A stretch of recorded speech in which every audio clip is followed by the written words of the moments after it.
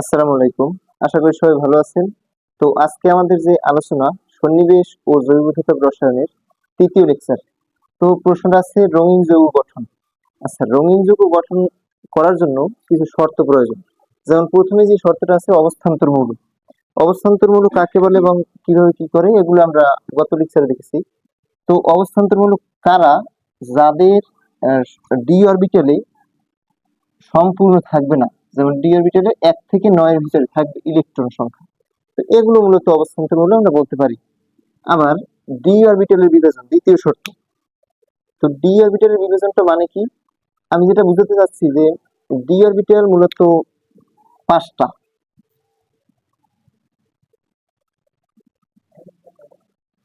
তো এই D orbital গুলোর নাম কি সেগুলো আমরা একাদশ শ্রেণীতে বা দ্বাদশ শ্রেণীতে দেখছি। যেমন d x y, d y z, d z x, তারপরে d x square minus y square, আর এইটা হচ্ছে ডি জেড স্কোয়ার। এইগুলো, এই যে ডি অরবিটাল গুলো, এগুলো সাধারণত সমশক্তি সম্পন্ন থাকবে। এই যে সমশক্তি সম্পন্ন থাকে এগুলোকে ডিজেনারেট অবস্থা বলে। কিন্তু আমাদের রঙিন যৌগ গঠন করার জন্য নন ডিজেনারেট অবস্থা লাগবে। অর্থাৎ এই ডিজেনারেট অবস্থা থেকে ডিজেনারেট অবস্থা, নন ডিজেনারেট অবস্থা হওয়া লাগবে। তো নন ডিজেনারেট অবস্থা হওয়ার জন্য আমাদের কি কি হবে? প্রথমত ডি অরবিটালের বিভাজন, অর্থাৎ এই ডি অরবিটাল সমশক্তি সম্পন্ন থাকবে না। কেন থাকবে না? কারণ 3টি স্তর এবং 2টি স্তরে ভাগ হয়ে যাবে, নিম্ন শক্তি স্তর ও উচ্চ শক্তি স্তর। তো প্রথমে নিম্ন শক্তি স্তর। নিম্ন শক্তি স্তর, এই যে নিম্ন শক্তি স্তর, এগুলো থাকবে 3টি, এবং এই 3টিকে আমরা T2G দ্বারা প্রকাশ করব। তো এই যে 3টি থাকবে এগুলোকে আমরা কি কি লিখতে পারি? প্রথম 3টে থাকবে d x y, d y z, তারপরে ডি জেড এক্স। এই হচ্ছে নিম্ন শক্তি স্তর। এবং উচ্চ শক্তি স্তর, উচ্চ শক্তি স্তর এইভাবে কিছুটা। তো উচ্চ শক্তি স্তর দুটি। এই যে 5টা ডি অরবিটাল আছে এর মধ্যে থেকে আমার 3টে, প্রথম 3টে হবে নিম্ন শক্তি স্তর এবং পরের 2টি হবে উচ্চ শক্তি স্তর। অর্থাৎ d x square minus y square এবং ডি জেড স্কোয়ার। এই হচ্ছে উচ্চ শক্তি স্তর। এটাকে আমরা কি দিয়ে প্রকাশ করবো? ইজি দ্বারা। তো এইটা একটা চিত্র আছে, চিত্র যদি আমরা দেখি, যেমন নন ডিজেনারেট অবস্থা বলতে এই কিন্তু এটা সম্পূর্ণ ডি অরবিটাল। ডি অরবিটাল, এই যে ডি অরবিটাল 5টি আমরা দেখি d x y, d y z, d z x, d x square minus y square, d z square. এইগুলো হচ্ছে আমাদের ডি অরবিটাল 5টা। তো এই ডি অরবিটাল গুলো উচ্চ শক্তি স্তর মানে ইজি, যেটা ইজি দ্বারা প্রকাশ করলাম, এবং নিম্ন শক্তি স্তর T2G দ্বারা প্রকাশ করলাম। তো নিম্ন শক্তি স্তরে আমরা যদি একটা উদাহরণ দেখতে পারি, যেমন টাইটেনিয়াম। আচ্ছা, এই ওটিগুলোর নাম হচ্ছে হেক্সা অ্যাকুয়া টাইটেনিয়াম 3। এইটা হচ্ছে আমাদের জটিল যৌগ। তো এই জটিল যৌগটার আমরা কেন্দ্রীয় যে পরমাণুটা আছে, কেন্দ্রীয় পরমাণুটা যদি আমরা দেখি, যেমন কেন্দ্রীয় পরমাণুর যে ডি অরবিটালের নন ডিজেনারেট অবস্থা, টাইটেনিয়াম 3 প্লাস, এটা 22টা ইলেকট্রন।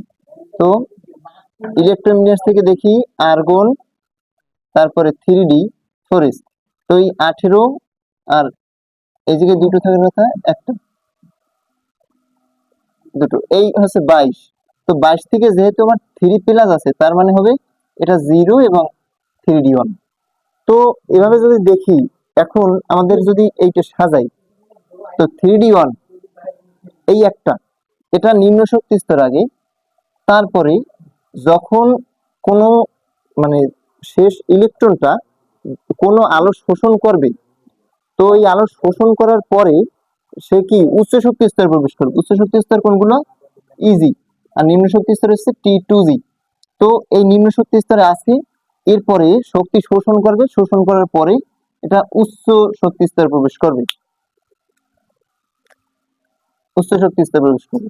এখন এই যে আলোটা শোষণ করবে, আমাদের রঙিন যৌগ গঠন করার বিষয় এটা ক্লিয়ার হওয়া দরকার যে যে আলোটা শোষণ করবে তার সম্পূরক কোনো আলো আমরা দৃশ্যমান বা দেখতে পাবো।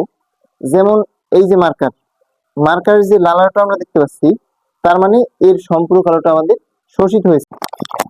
আচ্ছা, তো কালার হুলটা কিভাবে রাখতে হয় আমরা একটু দেখি।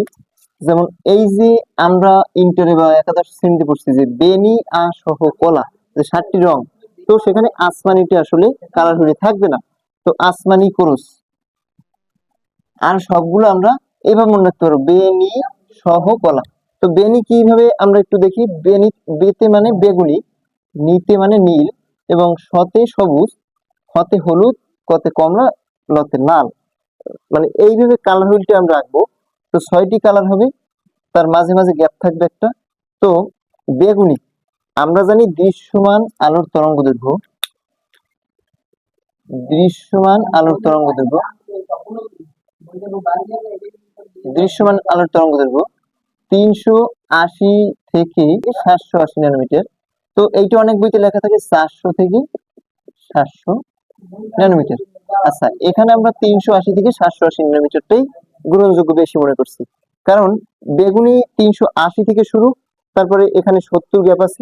তো এভাবে মনে রাখার একটা বুদ্ধি আছে, যেমন এটা 70, এটার মাঝখানে 70 ব্যবধান, তারপরে 40, তারপরে আবার 70, তারপরে 30, 30, তারপরে আবার এভাবে ব্যবধানটা দিয়ে আমরা মনে রাখতে পারি। তো যেমন দেখি, আমরা দেখেছি নন ডিজেনারেট অবস্থায় যে নিম্ন শক্তি স্তর T2G থেকে ইজি তে প্রবেশ করার জন্য, মানে নিম্ন শক্তি স্তর থেকে উচ্চ শক্তি স্তরে ইলেকট্রন যে মানে শক্তি শোষণ করে উচ্চ শক্তি স্তরে প্রবেশ করবে, তখন একটা তরঙ্গ দৈর্ঘ্য পাওয়া যাবে। তরঙ্গ দৈর্ঘ্যটা নির্ণয় করা যাবে কিভাবে। যেমন শোষণ করে উচ্চ শক্তি স্তরে প্রবেশ করবে, তখন একটা তরঙ্গ দৈর্ঘ্য পাওয়া যাবে। তরঙ্গ দৈর্ঘ্যটা নির্ণয় করা যাবে কিভাবে। যেমন, তো এইভাবে আমরা একটা সমীকরণ জানি যে শক্তি সমান এইচসি ল্যামডা। এই জায়গা থেকে আমরা ল্যামডার মান বের করতে পারবো, এইচসি ডেল ই। তো এই জায়গায় এইচ মানে কি, এইচ মানে কিন্তু প্ল্যাঙ্কের ধ্রুবক, এবং সি মানে আলোর বেগ, এবং ই মানে হচ্ছে আমাদের শক্তি। তো ওই যে নন ডিজেনারেট অবস্থায় নিম্ন শক্তি স্তর থেকে ইলেকট্রন যে শক্তি শোষণ করবে, বা হ্যাঁ শক্তি শোষণ করে উচ্চ শক্তি স্তরে যে যাবে, তার সম্পূরক আলোটা দৃশ্যমান হবে। মানে যেমন এই যে টাইটেনিয়ামের ক্ষেত্রে, টাইটেনিয়াম 3+ এর ক্ষেত্রে আমরা দেখেছি যে হলুদ এবং সবুজ শোষণ করছে, সবুজ এবং হলুদ আলো শোষণ করছে। তো এই যে সবুজ এবং হলুদ আলো শোষণ করছে, মানে এইটা এই মাঝখানে সবুজ হলুদের মাঝখানে। তো এর বিপরীতে যে সম্পূরক আলোটা, সেটা কি লাল এবং বেগুনির মাঝখানে, অর্থাৎ লালচে বেগুনি। তো এই টাইটেনিয়াম 3+ এর ক্ষেত্রে আমরা বলতে পারি এটা ক্লিয়ার হবে যে এটা লালচে বেগুনি ধরনের দেখতে পাবো। তো কথাটা যদি আবার একবারে সারসংক্ষেপ বলতে চাই, যে প্রথমে অবস্থান্তরমূলক হওয়া লাগবে, তারপরে ডি অরবিটালের নন ডিজেনারেট অবস্থা থাকা লাগবে। নন ডিজেনারেট অবস্থায় নিম্ন শক্তি স্তর থেকে উচ্চ শক্তি স্তরে ইলেকট্রন যখন প্রবেশ করবে, তখন নির্দিষ্ট একটা আলোর তরঙ্গ দৈর্ঘ্য শোষণ করবে।